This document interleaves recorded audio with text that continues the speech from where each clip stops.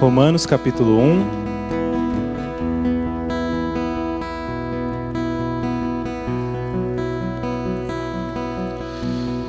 Versículo 16. Romanos 1, versículo 16 diz assim: Portanto, não me envergonho do Evangelho, porque é o poder de Deus para a salvação de todo aquele que nele crê, primeiro do judeu, assim como também do grego, visto que a justiça de Deus se revela no Evangelho, uma justiça que do princípio ao fim é pela fé, como está escrito: o justo viverá pela fé.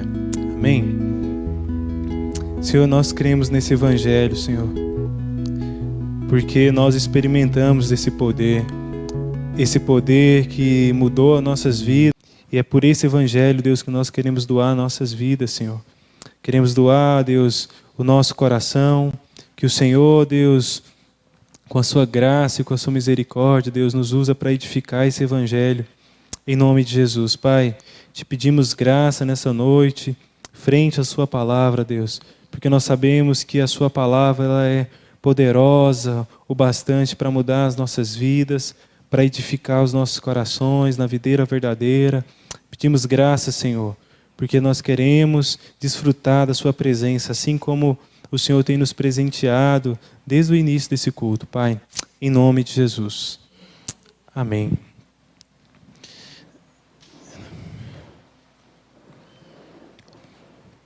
Esse versículo a gente conhece bem, né? É um versículo que nos marca desde o início da nossa caminhada, porque é um dos primeiros que nos chega, né? E, de fato, é um versículo muito precioso. E o livro de Romanos, em especial, é um livro muito, muito precioso. Eu, particularmente, gosto muito do livro de Romanos. É um livro difícil, né? Parece que Paulo estava muito inspirado. Parece não, ele estava muito inspirado quando ele escreveu essa carta. Mas o interessante é que ele escreveu para uma igreja que ele não conhecia ainda. E há de se lembrar qual foi a circunstância que Paulo conheceu a igreja em Roma. Foi por livre e espontânea vontade? Silêncio, gente. Foi por livre e espontânea pressão, né? Ele foi levado preso. Quando ele escreveu a carta à igreja romana, ele estava numa cidade, uma província da Ásia, próxima a Corinto. E também a igreja em Roma não foi uma igreja que Paulo edificou, diferente da igreja em Corinto. A igreja em Corinto foi plantada por Paulo. Lá na casa daquele casal, Áquila e Priscila. Lembra lá em Atos no capítulo 18, nos primeiros versículos vai falar sobre isso. Foi o primeiro casal que Paulo teve contato lá naquele lugar. E Paulo edifica a igreja de Cristo em Corinto a partir desse casal, a partir da casa deles. Eles começam a trabalhar juntos, começam a construir tendas, eles tinham um trabalho em comum. E a partir disso, ele começa a pregar o evangelho lá naquela região.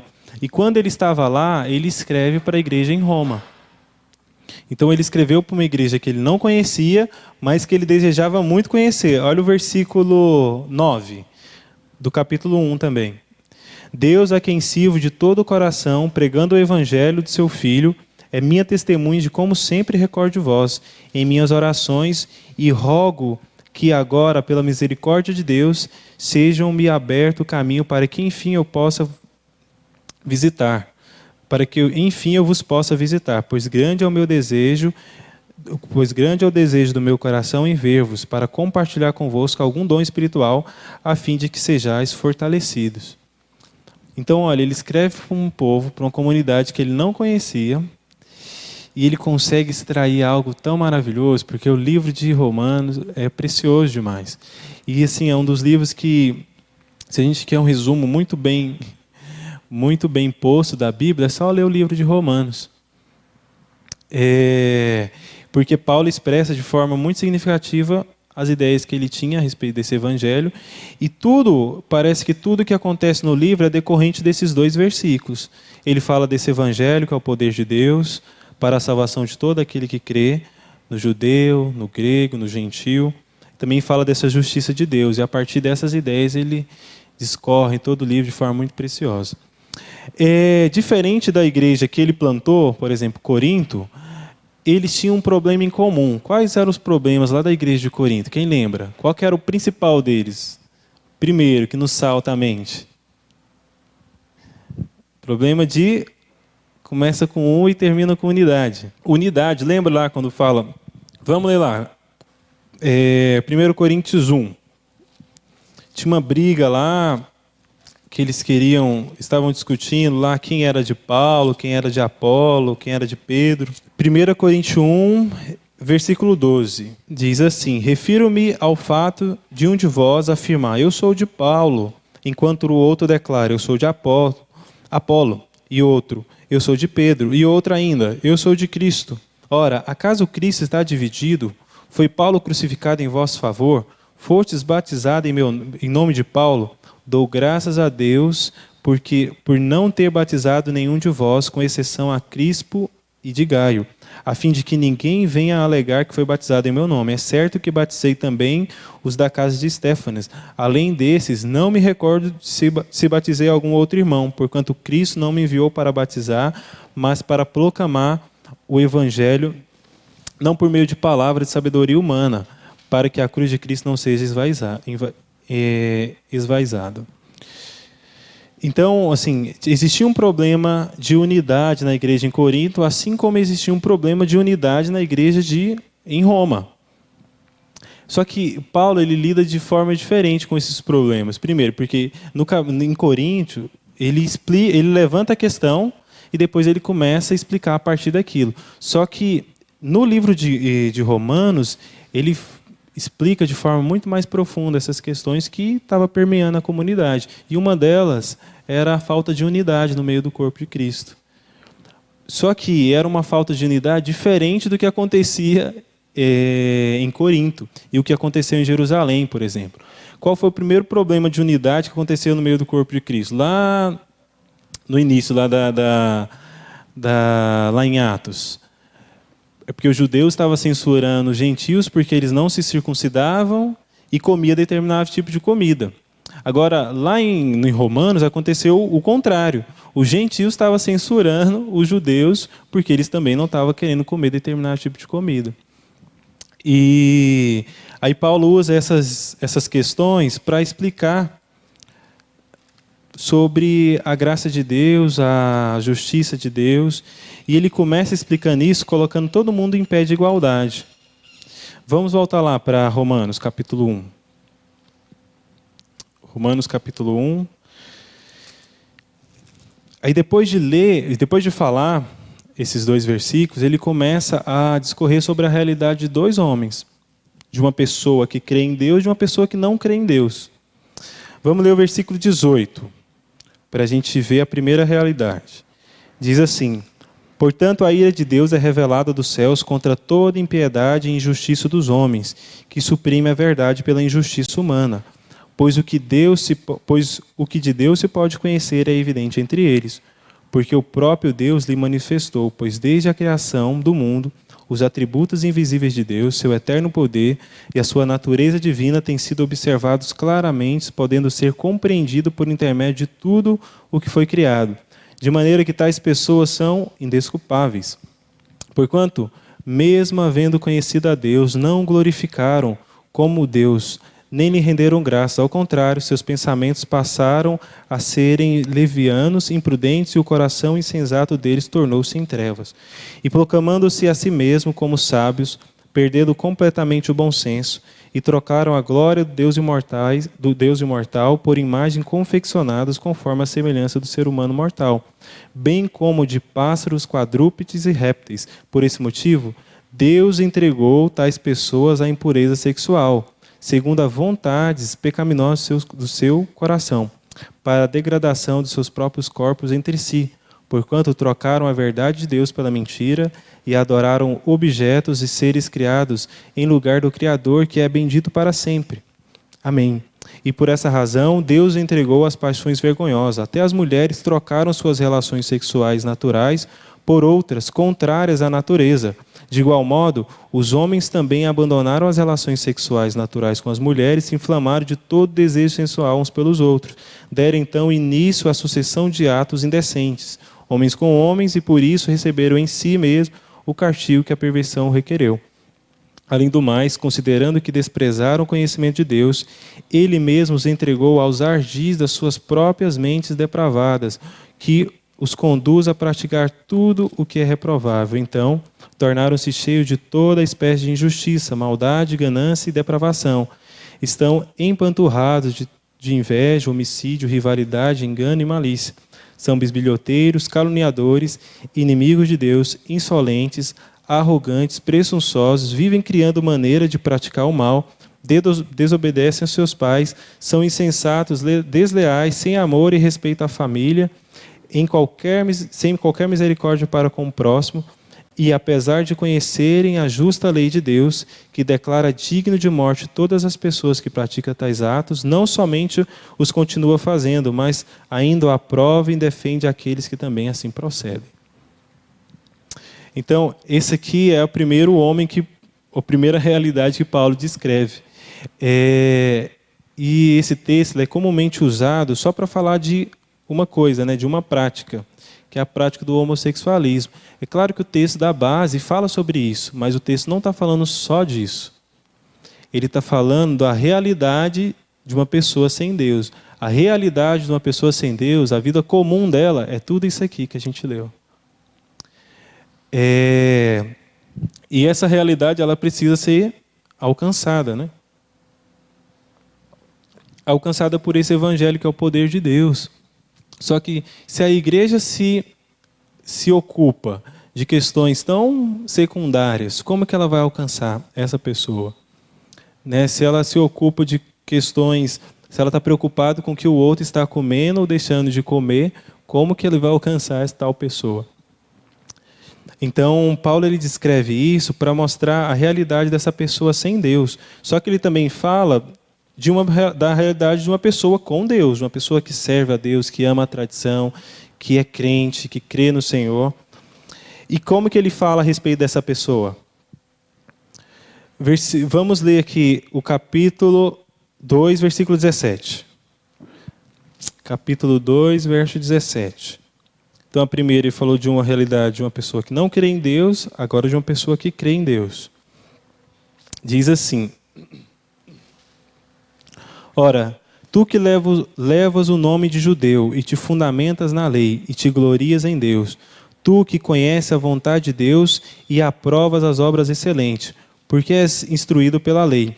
Tu que estás certo de que foi chamado para ser guia de cegos, luz para os que estão na escuridão, mestre dos ignorantes, professor de criança, porquanto tem na lei a expressão maior do conhecimento e da verdade. Pois então, tu que tanto ensinas a outros, por que não educas a ti mesmo? Tu que pregas que não se deve furtar, furtas? Tu que ensinas que não se deve cometer adultério, adulteras? Tu que abomina os ídolos, mas lhes rouba os templos? Tu que te orgulhas da lei, desonra a Deus, desobedecendo a própria lei. Pois como está escrito, por vossa causa o nome de Deus é blasfemado entre todos os povos. Porquanto a circuncisão não tem valor se obedeceres à lei, mas se tu não observares a lei, a tua circuncisão já se tornou em incircuncisão. Se aqueles que são circuncidados praticam os preceitos da lei, não serão eles considerados incircuncisos? E aqueles que por natureza incircunciso, mas cumpre a lei, ele condenará a ti, mesmo tendo a lei escrita e a circuncisão és transgressor da lei. Portanto, não é legítimo judeu quem simplesmente o é exteriormente, nem a verdadeira circuncisão a quem é feita fora do corpo, no corpo físico. Absolutamente não. Judeu é quem o é interiormente, e circuncisão é realizada na alma do crente pelo Espírito, e não apenas pela letra da lei, mas todos estes, o louvor não provém dos homens, mas de Deus. Então aqui ele está falando de um homem que zela pela tradição, que ama a tradição, que crê, que cumpre a lei, mas não consegue cumprir essa lei em sua totalidade. Então, primeiro, ele fala de um homem que não teme a Deus, que não tem nenhum apreço pela lei de Deus, e esse homem, ele foi entregue aos ardis do seu coração, e a realidade dele é tudo aquilo que a gente leu no capítulo 1, e agora no capítulo 2 ele fala desse homem que zela pela tradição e ama a tradição, que é os judeus. E a gente vê que Ambos não conseguiram resolver os seus problemas. Tanto a pessoa que vive dissolutamente, mesmo aquela pessoa mais perdida, quando ela coloca a cabeça no travesseiro, ela sabe que nada, que não vai bem das pernas. E mesmo aquela pessoa que zela pela tradição, ama a tradição, certamente, se ela for apresentada a esse Cristo, ele vai ver que também a sua tradição não consegue cumprir em sua totalidade o motivo pelo qual ela existe. Mas o que resolver, então, essas duas realidades? Como resolver? E o próprio Paulo, ele vai explicar isso, graças a Deus. Está no capítulo 3, versículo 9. Vamos ler juntos. Versículo 3. Agora ele vai trazer mais para a nossa realidade. Qual a conclusão? Estamos nós em posição de vantagem? Não, demonstramos que tanto judeus quanto gentios, tanto aquele que zela pela tradição quanto aquele que não tem nenhum apreço por ela, estão todos subjugados pelo pecado, como está escrito: não há nenhum justo, nem ao menos um. Versículo 20.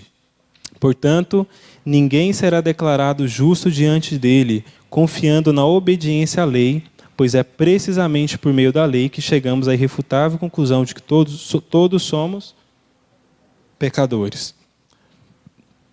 Olha que incrível. Paulo, então, para começar a lidar com o problema de unidade da igreja, aí ele coloca todo mundo em pé de igualdade. Olha, tanto você, gentio, que foi alcançado pela graça, tanto o judeu que ama a tradição, nós todos somos pecadores. Aí, esse evangelho que é o poder de Deus é revelado a eles. Então, o evangelho que é o poder de Deus, ele só é revelado quando a gente entende a nossa situação, nosso estado de perdição, né? Como o próprio Paulo vai dizer lá em Colossenses, que nós éramos inimigos de Deus. Por quê? Porque o nosso estado de pecado nos fazia inimigos de Deus. Mas, vamos ler o versículo 21. Entretanto, nesses últimos tempos se manifestou uma justiça proveniente de Deus, independente da lei, mas da qual testemunha a lei e os profetas. Isto é, a justiça de Deus por intermédio da fé em Cristo para todas as pessoas que creem, porquanto não há distinção, porque todos pecaram e destituídos estão da glória de Deus. Só até aqui, depois a gente continua. Então, quem que igualou tudo isso? Quem que equalizou essa conta? O próprio Cristo, com o seu sacrifício. Por isso que ele começa o livro lá falando sobre uma questão de fé. Primeiro ele aponta, olha, primeiro do judeu, depois do grego. Mas depois ele termina esse trecho falando que o justo viverá pela fé. Porque, na realidade, é tudo uma questão de fé. É um problema de fé. Só que para crer em Jesus, a gente precisa reconhecer o nosso estado. Saber que aquilo que nós fazemos não é suficiente para trazer sobre nós salvação. Ainda que seja algo bom ou algo terrível. Vamos continuar lendo, versículo 24. Sendo justificados gratuitamente por sua graça, mediante a redenção que há em Cristo Jesus. Deus o ofereceu como sacrifício para a propiciação por meio da fé, pelo seu sangue, proclamando a evidência da sua justiça, porque por sua misericórdia, havia deixado impunes os pecados anteriormente cometidos, mas no presente demonstrou a sua justiça, a fim de ser justo e justificador daquele que deposita toda a sua fé em Jesus. Onde está, pois, a razão para tanto orgulho? Foi completamente excluído. Por qual lei? Das obras? Não, ao contrário, pela lei da fé. Concluímos, portanto, que o ser humano é justificado pela fé, independentemente da obediência à lei. Deus é Deus apenas dos judeus? Ora, não é ele igualmente Deus de todos os povos? Evidente que sim, dos gentios também, visto que há um só Deus que pela fé justificará o circunciso e os incircuncisos. Anulamos, pois, a lei por causa da fé? De modo algum. Ao contrário, confirmamos a lei. Depois Paulo também vai falar sobre essa questão da lei, e o que eu acho muito interessante que ele fala é que a lei, ela é santa, ela é perfeita e ela é boa. E ela tem um poder de ressaltar a maldade do homem. Por isso que ninguém conseguia, por meio da lei, trazer sobre si salvação. E Deus enviou o seu Filho para se entregar, e para que todo aquele que nele crê, a gente já sabe que recebe a salvação. Então, Paulo explica isso, essa questão desse homem que zela pela tradição, que ama a tradição, e daquele homem que não zela, que é os gentios, como a gente leu, falando sobre a fé. E depois, ele, no capítulo 4, ele continua falando sobre a fé, para chegar no capítulo 5, que eu acho que é o ápice do livro de Romanos, o versículo 1. Vamos ler também, novamente. Capítulo 5, versículo 1. Diz assim, que ele vai apresentar a principal tese do livro de Romanos. Portanto, havendo sido justificados pela fé, temos paz com Deus, por meio do nosso Senhor Jesus Cristo. Então, só é possível equalizar essa conta, tanto daquele homem que ama a tradição, tanto daquele homem que nada tem a ver com ela, se essa pessoa crê em Jesus. E crendo em Jesus, nós somos justificados por meio da fé em Cristo. Amém? Vamos orar?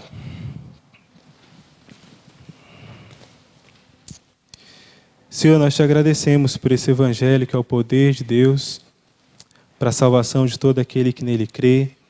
Nós cremos nesse evangelho, Senhor. As nossas vidas foram transformadas por esse evangelho. E nós pedimos, Deus, para que todas aquelas pessoas que a gente encontrar no meio do caminho, aquelas pessoas que amam o Senhor, mas que porventura têm os olhos tapados pela religião, tanto aquelas pessoas que não têm nenhum apreço pela vida do Senhor.